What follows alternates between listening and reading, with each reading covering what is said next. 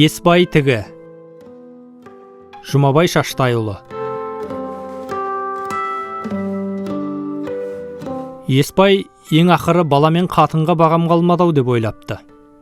Көзі жөнді көрмей, құлағы шала естидің халге ұшырағалы өзін оқшау ұстап, мәңгірген кейіпте жүретінді шығарды. Әйелі Сана үй мен түзден айқала басып, бәрін өзімнің аузыма қаратам дейтін үстемдік танытқысы бар. Кейінгі кезде Есбайдың қасына жолауды қойды. Жаңадан келіншек алған Жасыбекпен дегбірсіз Сана сөзге келіп қалама, шаңғылдаған дауысын еміс-еміс құлағы шалады. Баланы Құдайдан сұрау бекер екен дейді. Есбайдың Жасыбекке де реніші жоқ емес. Келін балаға кішкене ізет сақтау керегін айтпайды шамасы. Қара кешке дейін соның жанынан үйіріліп шықпайтын ұлында әлде ақыл жоқ па? Болмаса өзінің пейілі бұзылды ма, аңдығаны әйелі. Бұл байқайды, отбасының берекесі қашып барады. Көзінің шырағы әлсірегенмен көңілінің желпінісі әлі басыла қоймаған қария өзінің ойшыл болып кеткенін сезді. Орайы келсе әңгімеге араласайын дейді, бірақ сөз төркінін ұқпай дымы құрайды.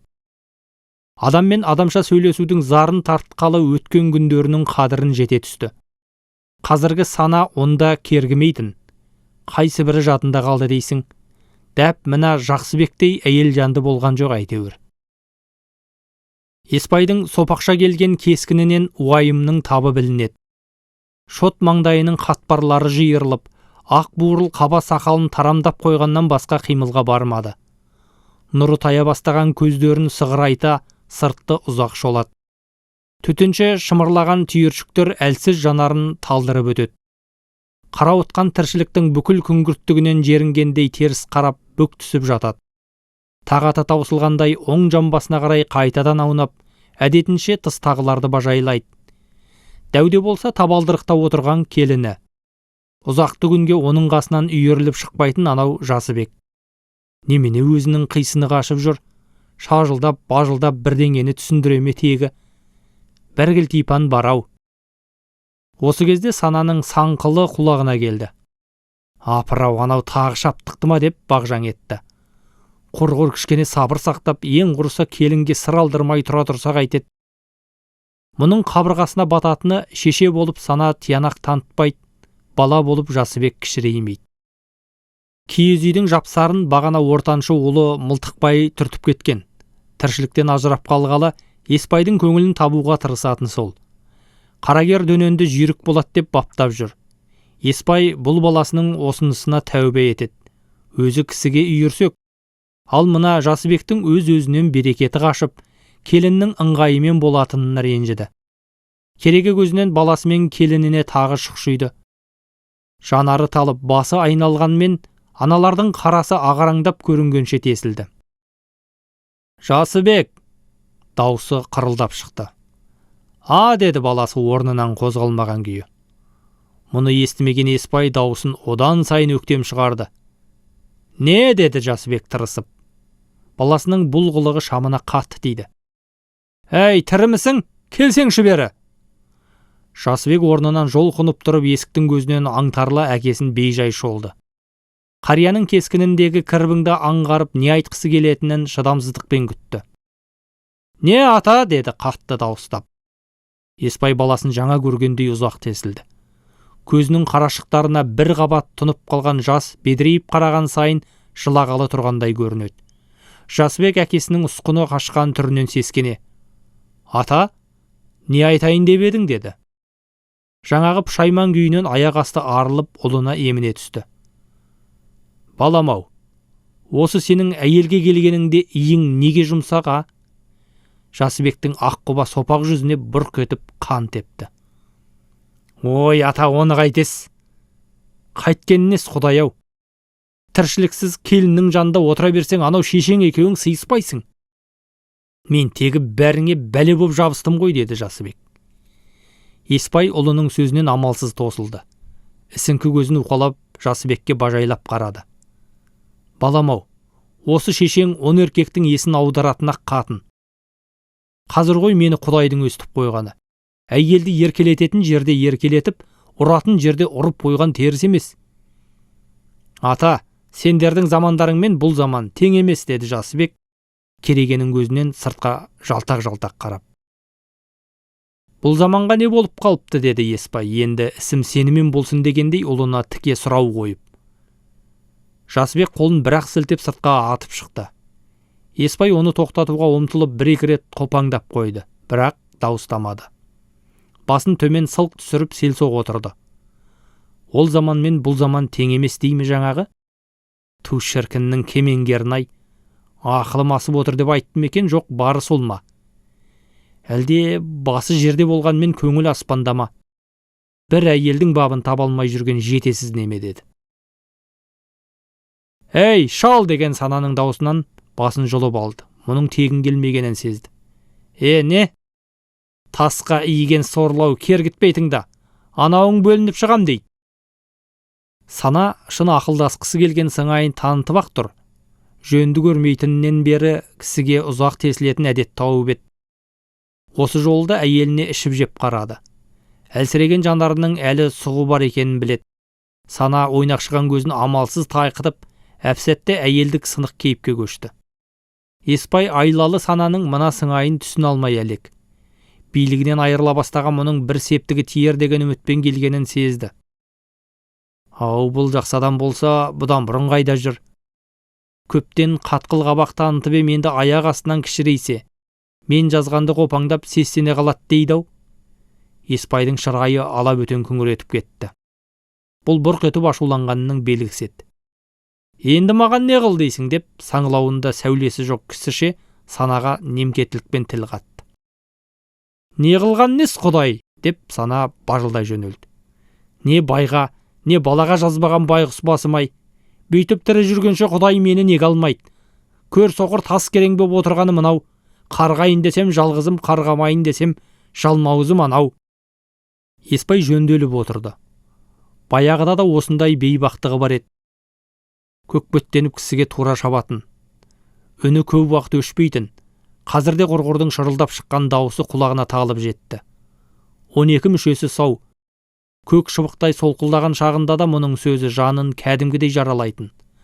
Жұрт арасындағы Еспайдай жігіт Сананың ашса алақанында, жұмса жұдырығында дейтін қауесетті естігенде де өзге әрекетке бармай іштен тынатын.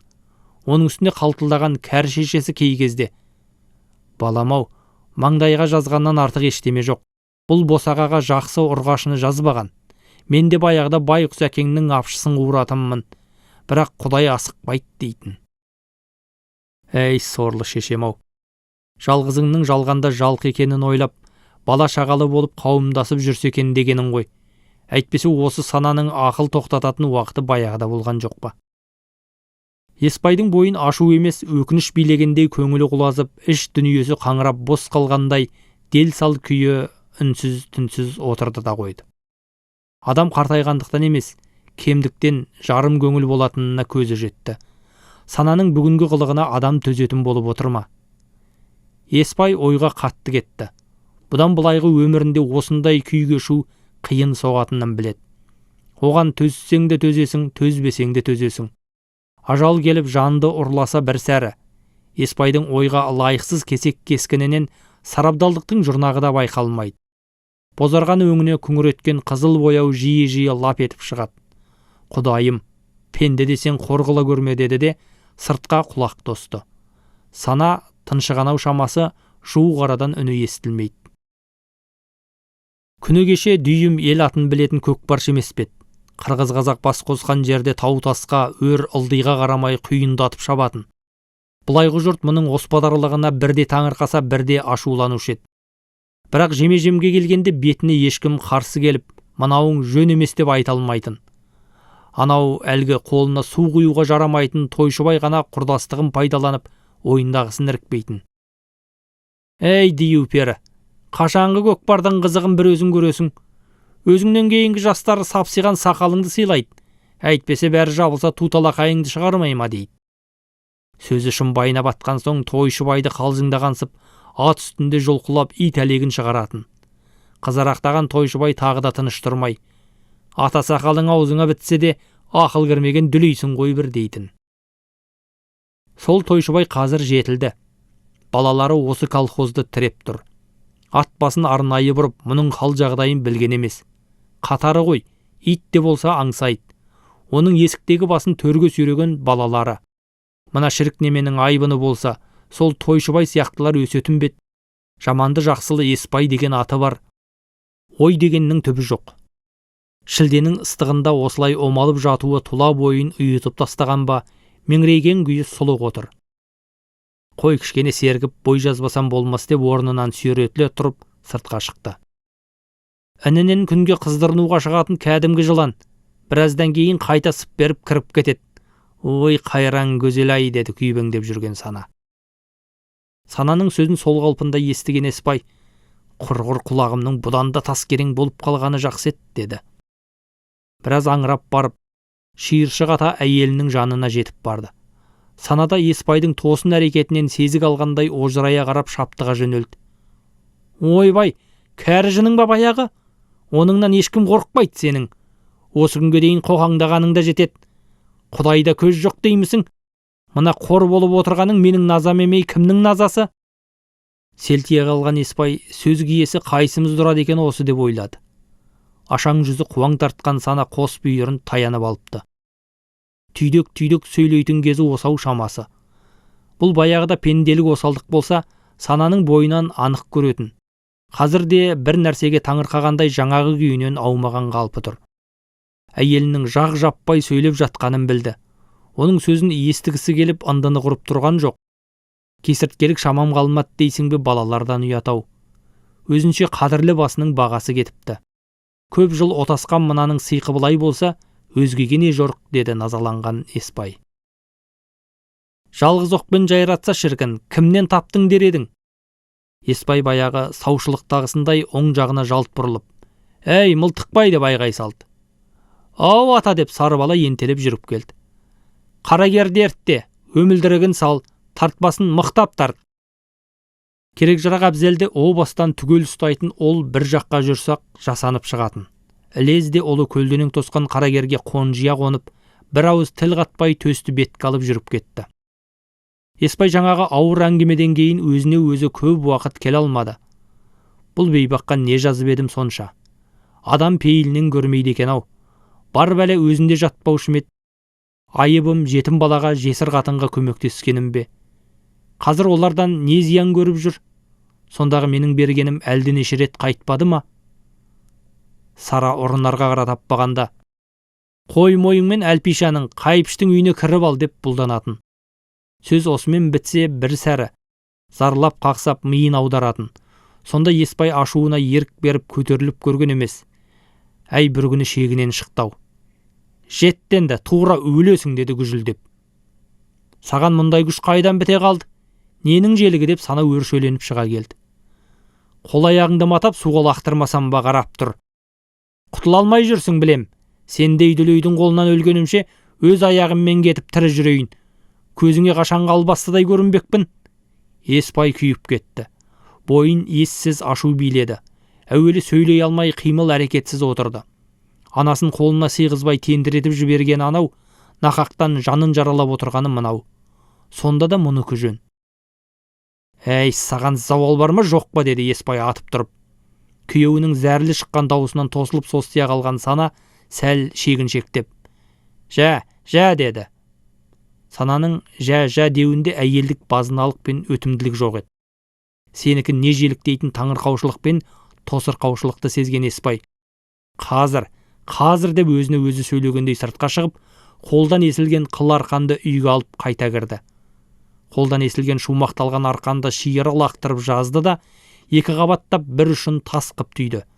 Бір сәт бұл істің байыбына бармай тұрған Сана кенет, ойбай, өлтірді, деп шығыр-шар етті. Екі қабатталған қыл арқан етіңді қимайды, қорықпа, деді Еспай тістеніп.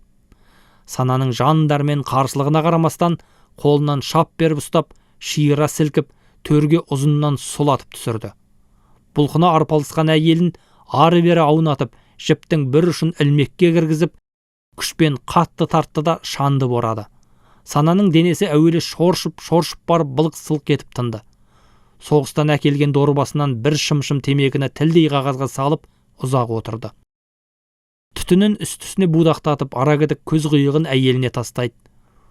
Тобаңа келер мекенсің, келмес бекенсің, көрейін. Туш шіркін, тыныштық орнады ақыры. Ертеден қара кешке дейін зар-зар миымды шіртіп біттің ғой. Бұл ақыл мен жазғанға бұрын неге келмеді екен?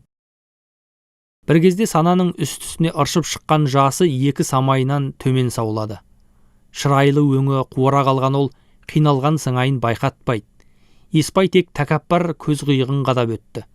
Істеріңді істеп қалшы дегендей сана енді Еспайдан көз алмай қимыл әрекетсіз қалды. Басына тартқан орамалы сыпырылған әйелінің жазық маңдайынан бұл бұрын байқамаған сызаттарды көрді. Тіршіліктің не тауқыметін тартты сонша? Жетпейді. Бар болса аз, көзі тоймайды, қанағат жоқ. Сонда кісілік қайда? Еспай үшін сананың санасында не бар екені беймәлім. Бәлкім екеуінің арасындағы күрмеудің жазылар тұсы осы шығар. Еспай әйтеуір мұның жақсылық емес екенін түсінеді. Ой-вай, мұның не сұмдығың тағы деген дауысқа жалт қарады. Қалт-қалт басқан шешесі бүгжең қағып, сананың жанына жетіп барды. Құдайдың мені алмай жүргені осы екен ғой. Сорлы қарай, бұған сөйлемей-ақ бір ауық әйел болып айтқанын тыңдасаң нетті деп анасы біресе жіпті, біресе сананың бетін сипалап дегбірі қалмады. Әй адамзаттың баласы деді, ұлына телміріп. Еспай анасын әлі ширақ деп ойлайтын. Бақса көзінің ұясы тереңдеп, қым-қиғаш әжім торлаған жүзінің еттері босапты. Байғұс кемпірдің одан сайын еңкіш тартқан кейпі Еспайдың жүрегін сыздатып жіберді. Осының бәрі мына бейбақтың лаңы деген ой санасында қылаң беріп өткенде қаны басына шауып көз алды тұманданып кетті. Әйеліне қайт ұмтылғанда кесе көлденең тұрған анасы қалтаңдап Еспайды әлсіз қарманып: «Жарығым, қой дегенде қой. Маңдайыңа жазылғаннан артық ештеңе болмайды», деді кемсеңдеп. «Жіберші апа, ана деп сізді, байым деп мені сыйламайды. Құрысам бір жола құрып кетейін тегі» дегенде Еспайдың көжілдеген даусына шаңқылар араласты. «Соры бар түйнегім, бүйтсең шекең қызат сенің» деп анасы дауыс көтерді. Осы кезде біртіндеп жиыла бастаған көршілер Еспайды бөгіп, сананың қол-аяғын шешті. Сонда Еспай көпшіліктің назарынан қашып, атына міне сала бет ауған жаққа шаба жөнеліп еді. Әйел таба қылады, бала бағамды білмейді. Жасбекке негіне қоясың? Ол бейшараның өмірі бір әйелмен арпалысып өтетін болды. Шешемнің айтқаны әлде рас па? Бұл босаға Құдайдың қырына неге іліккен? Елдің келін баласына қараса адам қызығарлық. Еспай игілік деп мал мен дүниені ойлаған емес. Ендеше осы күйді қайғылығынан тапты. Түбіңді сұра дейтін шешесі әргез. Ана сорлы ұлының ақыры осындай болатынын білдім екен. Мен дейтіннің біреу еді. Көкірегін өрге салатындармен қасақана ерегісіп, қырғи қабақ жүретұғын. Сонда мына тойшы байгым бұл кім еді? Еспай осы кезде өзін шындап қор сезінді. Астындағы қарагерді сыдырта желдіртіп отырып, Қарасайдың биік жалын тігөрлеп шықты. Терең қойнаулы жыраны қуалап келіп, ат басын қайтадан тікке бұрды. Көктөкше тепсеңіне көтерілгенде өне бойы соғып тұрған самалды еркін жұтты. Кішкене тазарып, осылай сергейінші деді. Әйтеуір малдағы ағайынның бұған деген ниеті басқа. Әкелері тіріліп келгендей құрақ-ұша зыр жүгіріп күтеді. Бұл да болса бір жақсылық дейтін. Ойласа көне көзден қарайып жалғыз қалыпты. Біреулердің қарауылына іліксе, біреудің жаманды жақсылы ақсақалы. Бұғанда шүкір, көктөкшенің көгорай шалғынды жазығын баяғыдай қызықтай алмады. Бойында сәл желпініс барын білді. Қазан ошақты аңдып әйелдің қас қабағына қарап, баладан үміт күтуден гөрі шоқыға шығып, жер шолу бір мезгіл тірліктегі лаңнан арылтатын көрінеді. Көлденең кезеңді асқандақ басын әлсін шұлғыған дөнен алып жөнелетіндей тықыршып, тізгінмен алыса бастады. Тік беткейдің арғы қапталына аса бас бермей кететін ыңғай білдірді. Еті қызды ма, мұны сүнес? Шұғыл ойпанға көз жүгіртті.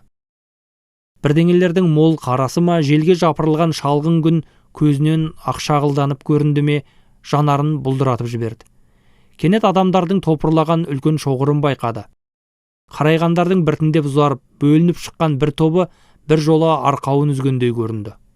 Олардың бет алысы ақ қолтық екенін шамалады. Неде болса бұл көкпар деді. бір қиқуды құлағы шалғандай делебесі қоза бастады. Жан-жағына алақ-жұлақ қарап, тіке төмен құлдилады. Келесі дөңге қарагер ойнап шықты. Кезең белдеуінде өрге қарай сап түзеп бара жатқан атты кісілерге таяды. Шыңға шапшыған қияда құйындатып шауып, жаңағыларды орағытып өтті. Бейтаныс біреудің тосын жүрісіне таңырқаған топ әуелі ат басын іркіп үйіріліп қалды. Еспай ақсақал ғой мынау, деді біреу саңқ етіп. Дәмесін қарай көр жарықтықтың, деді екіншісі. Еспай жұрттың қымсынбай айтқан бұл сөздерін ап-анық естіді. Керең арам келет деген осыдан шығады екен ау, деді құлықсыз жымиып. Жамыраса амандасқандарды салғырт шолып. Көкпарды кімдер алып кетті, деді. Қарасу мен Қайназар далаға алып түспекші. Мына жақтан Октябрь келіп киген болатын, кім білсін, деді қатты дауыстап. Көкпарды кім беріп еді, деді Еспай дауысын жаймен созып. Біз, деді ең алғаш тіл қатқаны. Еспай сен кім едің дегендей ұзақ тесілді. Танымай тұрмысыз? Тойшыбай құрдасыңыздың баласымын ғой. Малдауылдың басын қосып, оқуға баратын немереңіздің тілашарын жасап едік, деді ол айғайлаған бойы. Еспай бұдан әрі көп кідірмеді. Тепсеңнің қия беткейімен құлдилап барып, келесі қапталдың дөңіне де ат басын тежемей шауып шықты. Сонау жайдақ жалда топырлағанды дода деп түйді. Дөнен ылдиғада кібіртіктемей бір сыдырғы салып ұрып келеді. Додаға тақай бергенде суғырылып шыққан үшеу қия жалға бет алды да аттарының басын еркін жіберді. Үздік создық шұбатылып қалған жұрттың бірлі жарымы ғана қара үзіп шыққандардың ізіне түсті. Ей, аналар қызыл ауызға алып кетіп жүрмесін деген дауыстан кейін бірен-саран адамдар қопаң желіске көшті. Еспайды елеп назар тастаған жан болмады. Бұған қорынған ол жоқ. Өзін топтан оқшау ұстаған бойы суырылып шыққандардың өкпе тұсынан килігуді ойлап тік жалдатты. Тегістеу беткейге келгенде атын жеңіл шоқырақтатқаны болмаса, қарагерді жөні жоқ қинамады. Дүниедегі ренішті тарс есінен шығарып жіберген. Бүкіл ықылас ниетін көкпарға аударған ол, жаңағы үшеу келесі сайдың терең табанын құлдилауы ықтимал деп түйді. Баяғыда ойда жоқта осындай көкпарға кезіккені бар. Майтөбе шыңына іліккен тұста қаумаласқан топқа кіріп, серкештің бір пұшпағына жармасу ұмтылды. Сөйтіп үйіріліп тұрғандарды киіп жарып еркін кірді. Былайғыларды шет қақпайлап, дес бермеген төртеудің қалың топты біртіндеп сыналай сытылып шығып кету ниеттерін байқады. Шұғыл әрекетке барғандармен кес-кестеген жұрт алдын орайды. Тегеурінді қимылмен кірген Еспай көкпардың бір пұшпағын ұстап, қашанғы машығына салып тақымға басты. Астындағы жуан торны күшпен тебінгенде, жұлқына ышқынған жылқы қарсы алдындағыларды қаға-маға ашық алаңқайға шықты. Біреу серкештен айырылар емес.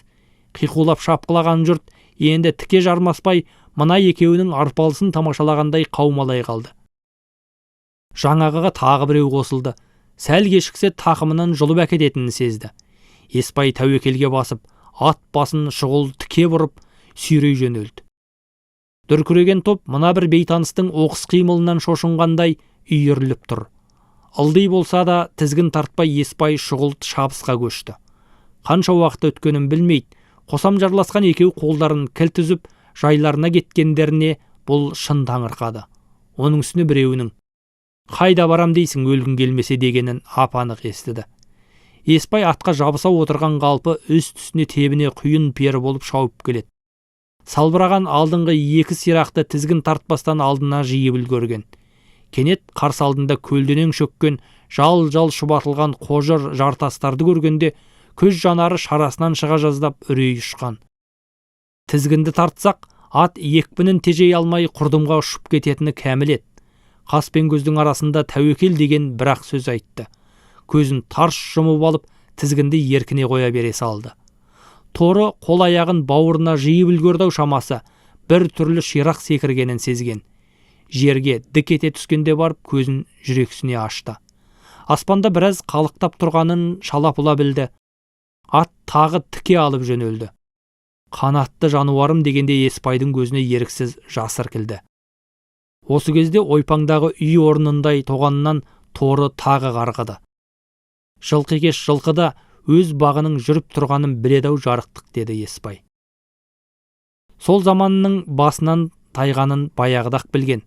Бірақ ескі желігі өзіне дес бермей тағы бір қиялға алып бара жатыр. Сол ессіздік қолынан келмесе де көңілі шайлығып көрген жоқ. Ақырын берсе Еспай қателеспеген сияқты. Бөле жарылып шыққан үшеу арғы кезеңдегі тіктің ұшар тұмсығына таяды. Еспайды көрген олар әуелі селтиіп тұрып қайта өрге тұрмысты. Әлдебіреулер жай жүргінші сыңайда шоқының айналма кезеңіне ат басын бұрды. Осы тік жалдың бітсер тұсында ойпаң бар, соған жетуге асығып қарагерді еркіне қоя берді.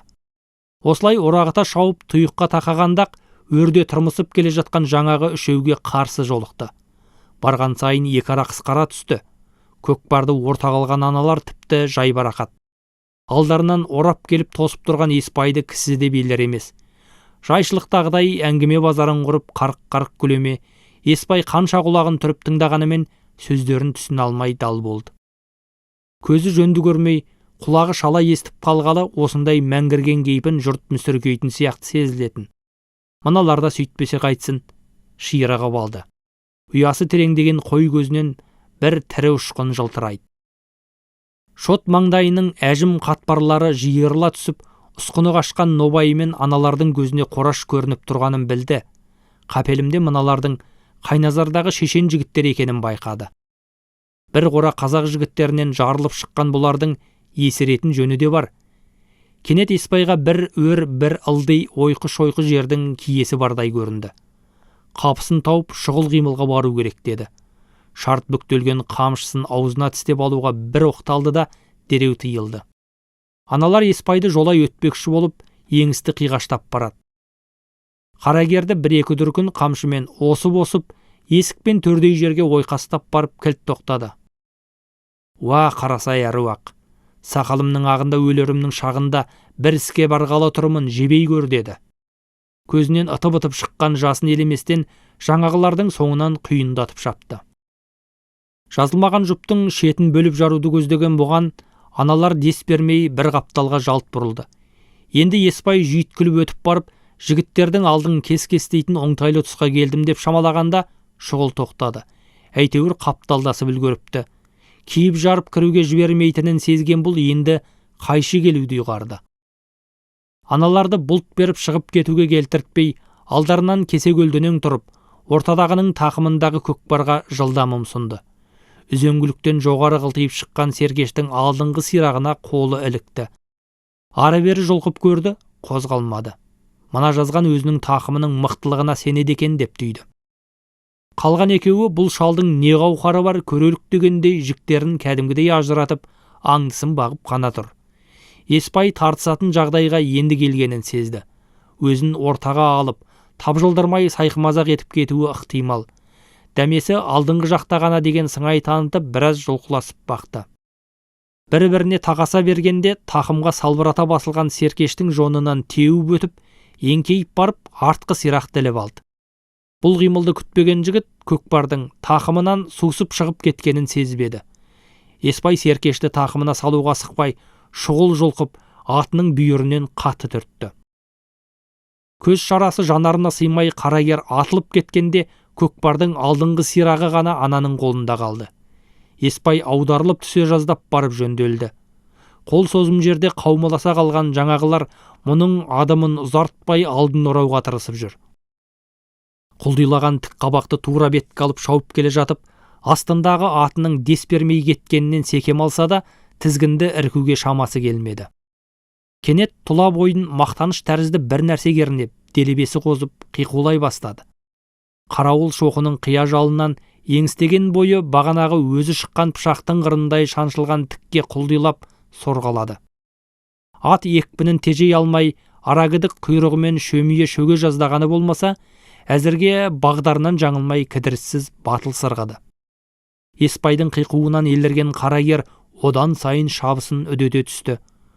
Осы кезде шың басында үйіріліп қалған үшеу, жанынан безген мына шалдың сұмдық әрекетінен шошына үйіріліп таңырқап тұрса, сайдың етегіндегі қара тобыр қия шыңнан домалаған тастың қай тұсқа барып тоқтайтынын күткеніндей үрпиісіп қалды. Құйғытып шапқан аттың үстінде ары-бері ауып, бұлғаңдаған серкешті әрең дегенде тақымына басты. Қаққан қазықтай тік отырған Еспай жұрт көзіне тіпті жайбарақат тәрізді. Бір кезде тұтасқан тікенді жынысқа қойып кеткенін білді. Сұрапыл екпінмен апырып-жапырып шыққан қарагер ойпанға іліне бергенде әуелі тұмсығымен жер сүзіп барып, өзін өзі тежей алмастан мойнымен бүктеліп түсті. Еспай аттың оқыс шалынысынан ақ ердің басынан сыпырылып шығып, бір қыдыру аралыққа ұшып кетті. Қорымтастың жиегіне құлаған ол біраз жер домалап келіп шалқасынан түсе, аяқ серіппестен сұлық жатты. Тау мен тау соғысып, жер әлем шыр көбелек айналып кеткендей көрінді оған. Мылтықбайымның аты аман бекен деп басын күшпен көтергенмен жаңағы тұсты шолуға шамасы жетпеді. Қарауытқан дүниенің ара-арасынан төңкерілген аспанды көрді. Неге мұндай күйге ұшырадым деді кенет. Шатаса бастаған санасында ілік шатыс, ауыз түйіс шым-шытыр қойыртпақ қозғалыстардан жүрегі айнығандай қиналаты жырынды. Қолтығынан біреулердің демеп тұрғызғанын шала шарпы білді. Бетіне су бүріккенде бір түрлі тынысы кеңіді, демін терең алды. Көзін ашқанда өзін анталай қаумалап тұрған жұртты көрді. Өңіріндегі түймелерді ағытқан соң тіпті баз қалпында келгендей құп-қу өңіне қан жүгірді. Аты аман бекен деп бірінші тілге өзі келді. Аты құрсын, жаныңыздың қалғанын айтсаңызшы, деді өзінен үйіріліп шықпай жүрген біреу. Шырамытатын тәрізді. Бұл әлгі әлпишаның қыдыры емес пе? Мақталмайтын беді. Көкпарды тура өзіне ұқсап тартат демеуші ме еді? Тұлға бойы ауырлап бара жатқандай қайтадан жантайды. Мына шуылдақтардың дабыр-дұбырын қаламағандай басын жерге салды. Осылай жата беретін бет, кім білсін. «Әй, қу керең, соқырит» деген дауысты естігенде барып, басын амалсыз көтерді. Бұл кімнің даусы өзі? Құрғырдың есіне түспей тұрғанын қараш. Бір қызығы жаңағы сөзге намысының түк қозбағаны несі. Көзін сығырайтып, дауыс шыққан жаққа ұзақ қарады. Тойшыбай екен ғой, бәсе. Мысық мұрты едірейген Тойшыбай қамшысын екі күбіктеген күйі шарта жүгініп. Өлсең жөніңмен өл. Сүйегіме таңба салатын не әкеңнің құны бар еді? Астындағы тоқ биесі ауыздығымен алысып тықыршып тұр. Айтатын сөзі тағы барда Еспайдың алдына ойқастап келді. Қараши, қатын баласына сыймай тауда тентіріп жүріп кез болғанын, деді. Еспай сазарған күйі Тойшыбайдан көз алмай қадалды. Тойшыбай бұған өмірі осылай өктемдік көрсетіп келе жатқандай көрінді. Мұның жақсы кісі болғаны жаңа ғой. Төрінен көрі жуық қалғанда естимін деген сөзі осы мет. Орнынан сүйретіліп тұрды. Оң иығының ауырсынғанын елеместен атының құлаған жеріне жүре бергенде. Аға, мына атқа мініп үйге барыңыз, деді. Қадыр есікпен төрдей келісті жылқыны көлденең тартып. Қарагердің мертіккенін көруге бір түрлі дәті бармай, Қадырдың атына құлықсыз мініп, жыраны бойлап жүрді. Жанын жаралаған мына оқиғадан әлі есін жи алмаған ол, Тойшыбайға бір ауыз сөз айтпағанына өкінбеді де. Бір атадан жалғыз екем-ау, деді. Жаңағы топырлағандың арасынан ең болмағанда біреуі Тойшыбайға қарсы сөз айтуға жарамады. Әлде халық халықтығын істей ме? Тойшыбай өмір бойы іркіп келген көкейіндегісін дәл бүгін лықсытып шығарған-ай. Басымнан сөз асырмаймын деген дәмесінің күл паршасы шығып, сүйегі қатты жасыды. Көз байланар тұста Еспай қақпадан ішке ене бергенде сананың шаптығып шыққан дауысын естіп тосылып тұрып қалды. Бір еркек те гүж-гүж етіп шарт-башырт салғыласып жатыр. Мұнысы несі тағы деп Еспай таяп келді. Жаңағы біреу Еспайды көре салып, бұған қарсы келіп аспай-саспай амандасып алды. Бұл Тойшыбайдың ауылдағы бригадир баласы Қияс еді. Ақсақал, деді ол ентігін баса алмаған күйі. Бағана Жақсыбегіңіздің арбамен шөпке бара жатқанын көргем. Көп ұзамай сол арадан өрт шықты. Бүкіл ел жабылып әрең өшірді. Бәрібір дүниенің шабындығы жанып кетті. Тартқан темексін жөндеп өшірмей мекен деп мына жеңгейге айтсам, қайдағы-жайдағы сөздерді тереді келіп. Темекі тартпаса мұрның құрт жеймекен оның деп Еспай шын ашуға мініп ақырып жіберді. Шалау, деді сана түк болмағандай жайтаңдап келіп және жасына лайықсыз қылықтана. Тойшыбай қуытыстың өзінен бастап үрім бұтағына дейін бізге ұрын алмай жүргенін білмейтіндей айғайлайсың ғой келіп. Шеше, қойыңыз енді. Үйіңізге жасаған лаңыңызды өлсеңіз де маған істей алмайсыз, деді қияс дауыс көтеріп. Ойбай, мынау байым сияқты өкіреңдейді ғой, деп Сана бүйірін таяна қалып ұрысуға дайындалып үлгерді. Қойсаңдаршы түге, деді Еспай қиналған раймен. Әуелі Санаға, содан кейін қиясқа жүзін аударды. Маңдайының қатпар-қатпар қыртыстары жиырыла түсіп, көзінің сұғын қарсы алдында тұрған екеудің өңмендеріне кезек-кезек қадады. Бірақ мұнысына айызы қанбайтындай даусын ыңыранта шығарды. Әкеден озы бұлтумайды дегеннің титтей өтірігі болса, маған кел. Еспай біраз іркіліп барып. Сенің әкең жақсы кісі болған соң бригадир болып ел сұрап жүрсің. Ал ана бейшараның әкесі Еспай, шешесі Сана. Бұл екеуінен туған ұл қайтып жер өртемейді. Өзің сол жағын ойлап көр. Бұдан әрі кідірместен тарп-тарп басып есіктің алдында тұрған орындыққа сылқ етіп отыра кетті. Бейберекет ұрыс керістен безініп, Сана мен қиястың әлдененің байыбына бара алмай тұрған кейіптеріне таңырқай қарады. Олардың көкейіне не оралғанын кім білсін, әйтеуір Еспай иығынан бір ауыр жүк сыпырылып түскендей, кеуде сарайы ашылып, бойы жеңілейіп, өзім бір түрлі сергек сезінді. Ауылдың сыртын қаумалай анталаған таулардан бағанағы өзі сорғалап түскен тігін көзін қанша сығырайта қарағанмен көре алмай жанары талды. Қараңғы түнде қалғыған таулардың арасында Еспай тігі оқшау тұр еді. Енді оны қайтып көру маңдайына жазылмағанына опынса да, Еспай шыңы, Еспай тігі деген атауды демі бір біткенше еститініне шүкіршілік етті.